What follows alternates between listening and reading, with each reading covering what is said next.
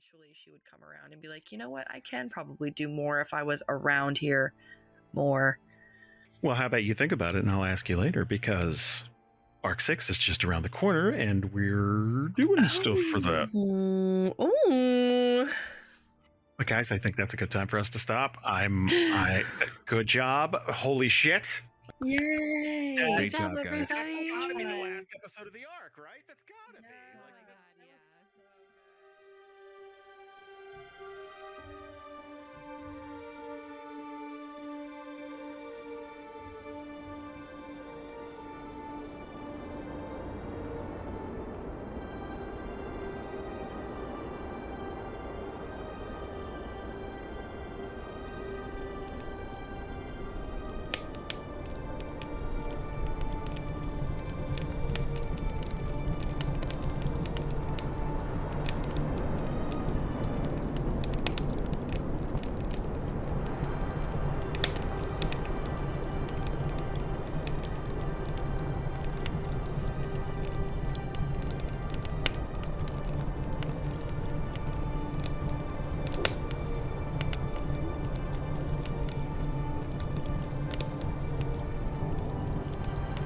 Let me tell you a tale of the endless cold. The great dragon Aruthamar presided over the dragonborn of Orash. Through her strength and compassion, they began to thrive in the high mountains of Hazan. She invited dragonborn of all colors to join their new society and truly carve out a place for themselves in the new world. A lengthy pilgrimage was undertaken by these distant dragonborn, from the northern snowdrifts of Kian to the sweltering desert heat of Kodai. They set sail for this potential dragonborn utopia. After great hardship, this new Orash began to take shape, with dragonborn from every corner of the globe contributing something new and galvanizing their city in ways they never thought possible. Dragons circled the great city and nestled in the mountains, protecting it from danger. But not all were pleased with this outcome.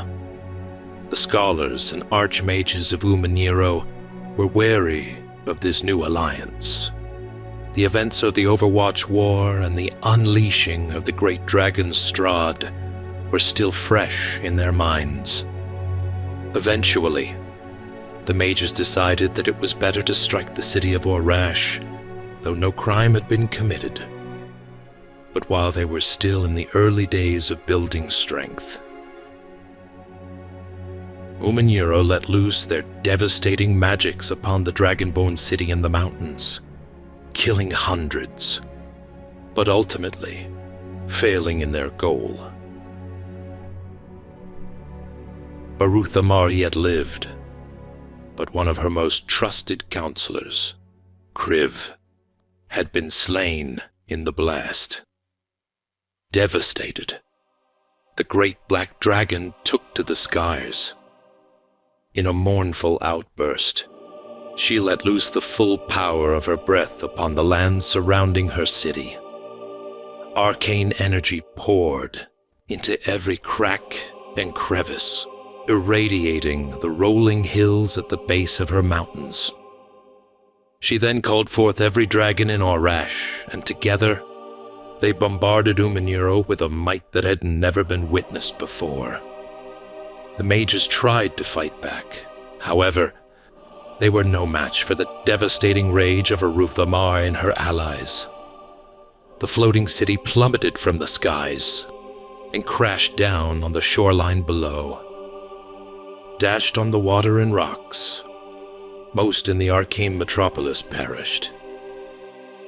As a final warning to the rest of the world, Aruthamar took the resplendent crystal from Umiro, the one that had carried it into the sky, and took it back to Orash.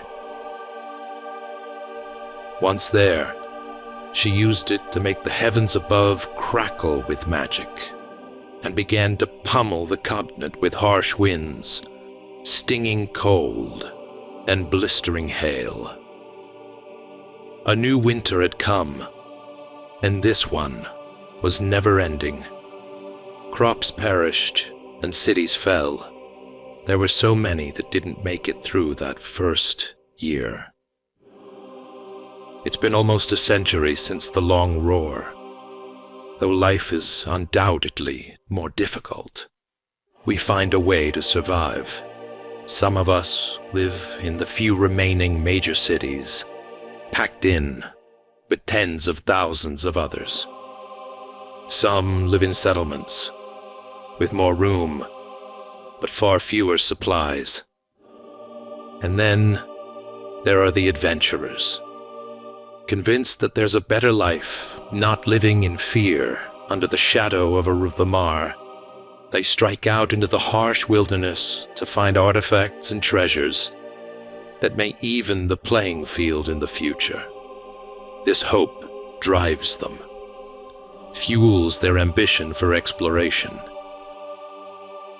Most believe they are fools, wasting what time they have pursuing fairy tales.